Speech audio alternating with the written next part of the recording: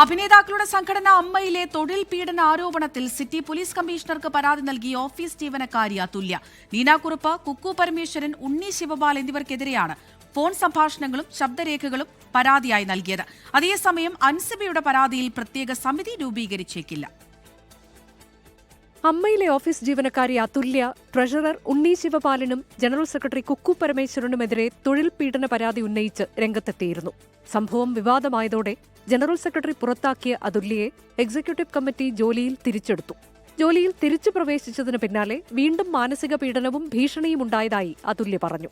തനിക്കെതിരെ ഗൂഢാലോചന നടത്തിയ സംഭവവും തന്നെ അപകീർത്തിപ്പെടുത്താൻ ശ്രമിച്ചതും ഉൾപ്പെടുത്തിയാണ് സിറ്റി പോലീസ് കമ്മീഷണർക്കും ജില്ലാ ലേബർ ഓഫീസർക്കും അതുല്യ പരാതി നൽകിയത്. ഞാൻ കമ്മീഷണർക്ക് കൊടുത്ത പരാതിയിൽ എനിക്കെതിരെ അവിടെ നടന്ന ഗൂഢാലോചനകൾ, എന്നെ ടെർമിനേറ്റ് ചെയ്തതിൻ്റെ ഭാഗമായിട്ട് കുക്കു പരമേശ്വരനും ഉണ്ണി ശിവപാലും നീനാകുറുപ്പും ചേർന്നുണ്ടാക്കിയ ഒരു വലിയൊരു സ്ക്രിപ്റ്റ് ഉണ്ടായിരുന്നു. അപ്പം അതിൻ്റെ വോയിസ് എനിക്ക് സെക്യൂരിറ്റി എന്നെ വിളിച്ചിട്ട് ഇന്ന കാര്യങ്ങൾ പറയാൻ അയാളെ ഏൽപ്പിച്ചു എന്ന് പറയുന്ന വോയിസ് ക്ലിപ്പ് ഉൾപ്പെടെ ആണ് ഞാൻ പരാതി കൊടുത്തിട്ടുള്ളത്. അതേസമയം അൻസിബയുടെ പരാതിയിൽ പ്രത്യേക സമിതി രൂപീകരിക്കുന്നത് അമ്മ പരിഗണിച്ചേക്കില്ല. എക്സിക്യൂട്ടീവ് കമ്മിറ്റിയിൽ തന്നെ വിഷയം പരിഹരിക്കാനാണ് നീക്കം. 24 കൊച്ചി.